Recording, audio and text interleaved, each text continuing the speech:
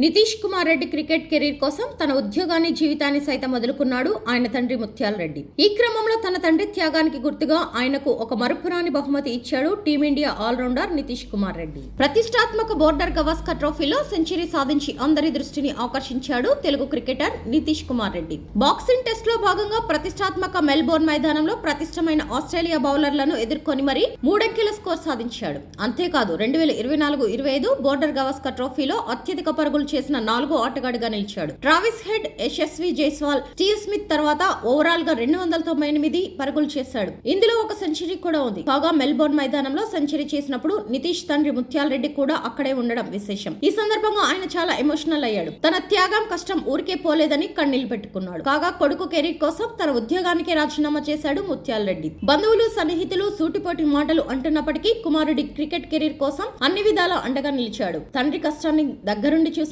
నితీష్ కూడా ఎంతో కష్టపడి టీమిండియాలో చోటు సంపాదించుకున్నాడు. నేడు అందరూ తనను చూసి గర్వపడే స్థాయికి చేరుకున్నాడు. కాగా తన కోసం సర్వత్వం త్యాగం చేసిన తండ్రి ముత్యాల రెడ్డికి మర్చిపోలేని గిఫ్ట్ ఇచ్చాడు నితీష్ కుమార్ రెడ్డి. ప్రత్యేకంగా బంగారు బ్రేస్లెట్ తయారు చేయించి తండ్రికి కానుకగా ఇచ్చాడు. ఇందుకు సంబంధించిన ఫోటోలు, వీడియోలు ఇప్పుడు సామాజిక మాధ్యమాల్లో తెగ వైరల్ అవుతున్నాయి. వీటిని చూసిన క్రికెట్ అభిమానులు, నెటిజన్లు ఈ తండ్రి కొడుకుల అనుబంధంపై తెగ ప్రశంసలు కురిపిస్తున్నారు. ప్రస్తుతం టీమిండియా టెస్ట్ జట్టులో రెగ్యులర్ ప్లేయర్ గా మారిపోయాడు నితీష్ కుమార్ రెడ్డి. అలాగే T20 జట్టులో స్థానం సంపాదించుకున్నాడు. ఇక వన్డే జట్టులోనూ నితీష్ ను చూడాలని కోరుకుంటున్నారు క్రికెట్ ఫ్యాన్స్.